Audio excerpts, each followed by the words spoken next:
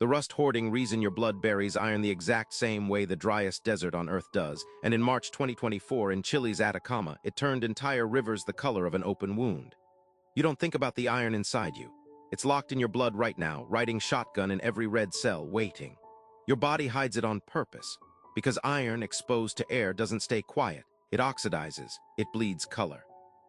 And 4,000 miles south, in the one place on this planet that hasn't felt real rain in over 400 years in some patches, that exact same chemistry just woke up in the ground at a scale that swallowed rivers whole.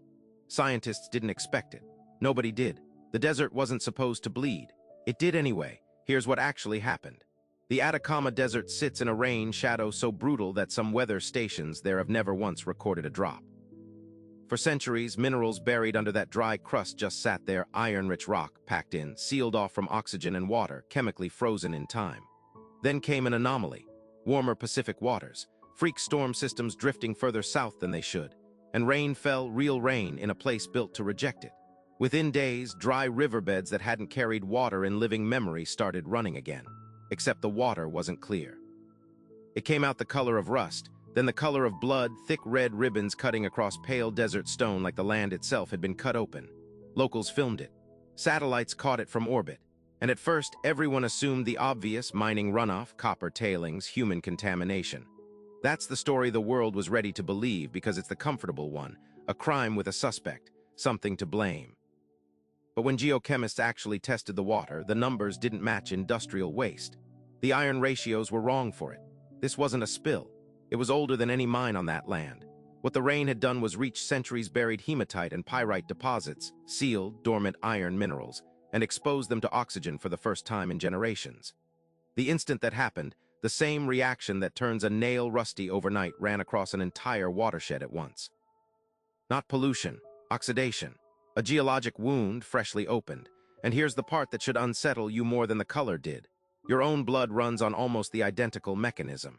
Hemoglobin holds iron in a caged, contained state specifically so it never touches free oxygen the wrong way. Because when iron and oxygen meet uncontrolled inside living tissue, you don't get rust. You get cellular damage at the same molecular level. Your body spends enormous energy every second keeping that iron locked down, hidden, buffered. The Atacama had no such system. It had 400 years of sealed iron with nothing standing guard. One rainfall was enough to strip the lock off completely. Which means the desert didn't create something new in March 2024. It uncovered something that was always there, waiting for the one condition it needed: water, in a place engineered by climate itself to never receive it. And that's the part researchers keep circling back to uneasy. If a 4th-century seal broke because of one anomalous storm season, that's not a freak accident contained to Chile. It's a demonstration. Deserts across the planet, the Sahara, parts of the American Southwest, the Gobi, sit on their own sealed mineral stores, quietly stable only because the rain never comes. Climate models say that's changing. Rain is reaching places it hasn't touched in millennia, and every one of those places has its own version of Atacama's buried iron, waiting for the exact same trigger. Scientists are now mapping which other arid zones sit on similar dormant deposits, because the Atacama event wasn't isolated, it was a preview. Somewhere right now, there is ground holding a chemical reaction in check purely because of an absence of water that is no longer guaranteed. Nobody can say yet which desert bleeds next, or what happens when it's not a remote Chilean valley but a watershed 50 miles from a city that drinks from it.